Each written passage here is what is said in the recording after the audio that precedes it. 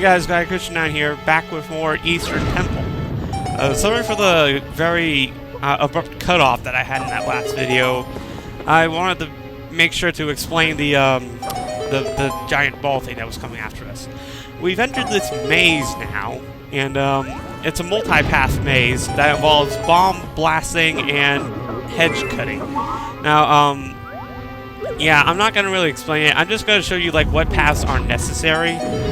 For this one, you have to go through both paths because the bottom path has a block that you need to push, and then the top half has a way forward. Let's see. Is there anything to talk about? Like, I'm going to work through this maze, but there's really nothing to say about this maze. Just, you know, the usual cut, slash, blow up. Yeah, I can't really think of anything. Oh, well, the X10 event has been going on recently. Microsoft has been showing off some of its future games, like the Vidoc for Bungie Reach, which looks pretty awesome. And also, you know, we've been hearing details about the sequel to one of my next supposedly favorite games of all time, Fable 3. And that one seems pretty interesting. Oh yeah, real quick. The point of this maze was to get the lamp, because we need the lamp for the next several puzzles. I do a footage cut here because I didn't want to show me going through the rest of the maze. It was kind of pointless. But light these torches to get gems. These torches are pointless. In this way is the way out. But getting at the Fable 3, there is some pretty interesting stuff. The story is going to be pretty interesting in its own right, because instead of just, like, you know, a weak character working up towards the end and becoming all-powerful, that's the first half of the game. The second half of the game actually involves you having that power and using it as you see fit, and actually having, like, consequences in the game. Not like, you know, how you go around at the end of Fable with the Sword of Aeon slashing everything indiscriminately. No, in Fable 3, there's a point to it. But here, I show you how to do this little torch puzzle here that gets you quite a bit of force gems. Yeah, make sure to do that if you're low on gems. And in this room, yeah, you saw lighting the torches allows you to get out of this area. And the torch will also help you get out of this area too. But like some of the other cool things, I heard they're getting rid of the health bar in Fable. I don't know how the hell that's gonna work. Combat's being improved. It's supposed to be like, instead of like charging stuff now, you just like, well, you still charge stuff up, but yeah, like, you know, it's not like the will was in Fable 2, and that really did annoy me, because it really nerfed, you know, will. It made it pretty crappy. I should talk about this room. This room is much like, if any of you have ever played, like, some old Zelda games, the one that comes to mind for me here is the Link's Awakening, the 6th dungeon, the face dungeon or whatever, when you get attacked by these flying, tile things. Now, make sure to get the 2 treasure chests before they start flying at you, otherwise you can't get the gems within. So, yeah, in order to receive the least amount of damage, though, try to go into this corner, because then everything hits those giant statues. But more about Fable 3. One thing I'm really looking forward to is how your not only does your character evolve now when you do alignment and stuff, but so does your weapon, and that just sounds awesome. Oh yeah, be careful of the 4 shadow links here. Watch 1, 2, 3, 4. Ha ha. But yeah, like, when you're evil, your weapon will drip with blood. When you're good, it glows. Alright, that's enough of Halo. I'm Fable. Look at that big explosion! Now, for this room, there are 2 cracked walls on the left and right. In order to get them, you need to blow up the bombs, and then like the bomb wall, and then use the second bomb in the center to open them up. Now, it's very important that you do these, because in the first one, you get your first big key.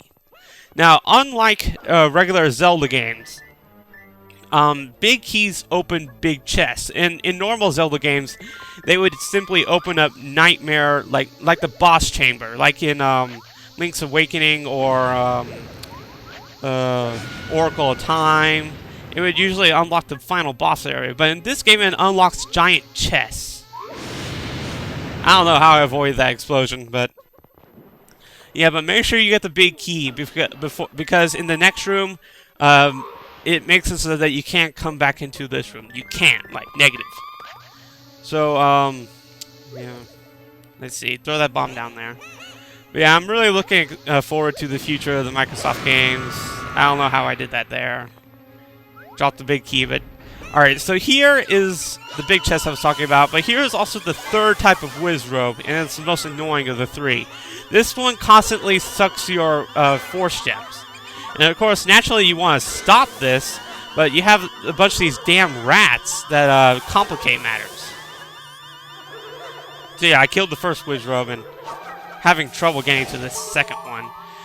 When you kill all of them, you get another rain of force gems.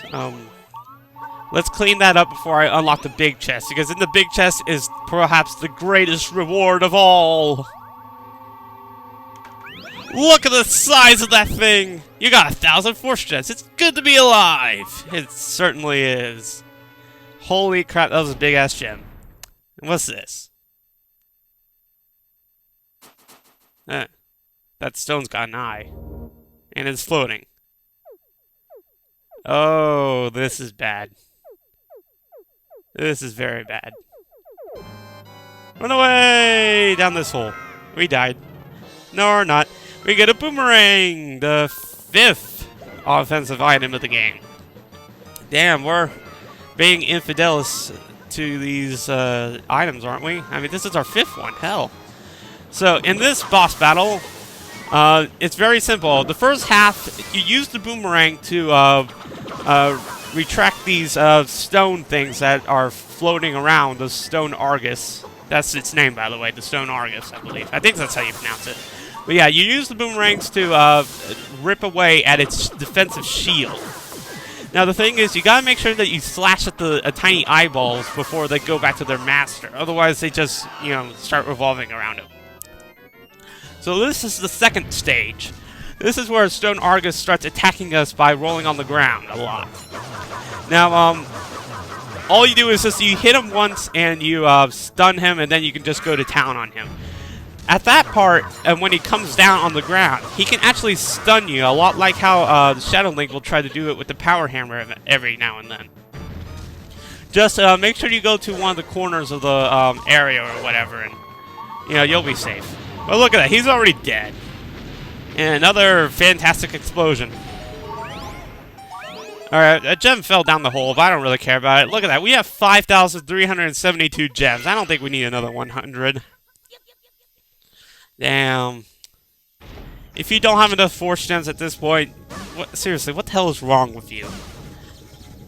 So, obviously, we get to save another maiden. I wonder what color she is. I would think it'd be blue because of the Village of the Blue Maiden. Oh my god, it's yellow! Hey, yellow, my favorite color. It's also the color of the cat sun.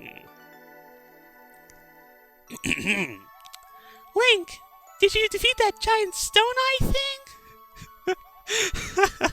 Thank you for defeating that beast you rescued me from my crystal prison. Thank you, Link. You have my gratitude. The wind sorcerer body has regained his power when he last tried to conquer Hyrule. He built a palace of winds in the realm of heavens. So even now, he's sure to be... Link, you must first rescue Princess Zelda. Act quickly! I rule over Death Mountain. High atop the peak, the Tower of Flame stands tall. Climb the mountain. One of the maidens must be trapped in the Tower of Raging Lava. Come, Link, I shall guide you. And the only thing I have wrong with that little thing was that very start. Did you defeat that stone eye thing? What the Dear God, I wonder what the intelligence level of this maiden is. And look, she already warps into a fairy. How rude. So the pause screen pops up and signifies that we got a second maiden. And I really do like that maiden. She looks nice too. And then you can actually talk to the maidens too. I didn't know this for the longest time, but you can actually talk to her. She tells you about Gorons. So obviously we're going to meet Gorons in the next area. Pretty obvious. I mean, Death Mountain. If anyone's ever played Ocarina of Time, you know, Death Mountain Gorons. So we fly away again. Alright, so now we get to see level 3. And look, it's mountainy. Yay! So yes, Death Mountain. The first level of Death Mountain Foothills. But of course, since I'm running low on time, that's going to have to be saved for yet another area, video, whatever. So this is Guy Question 9. I've rescued the Yellow Maiden. We'll start on Death Mountain next. See you later.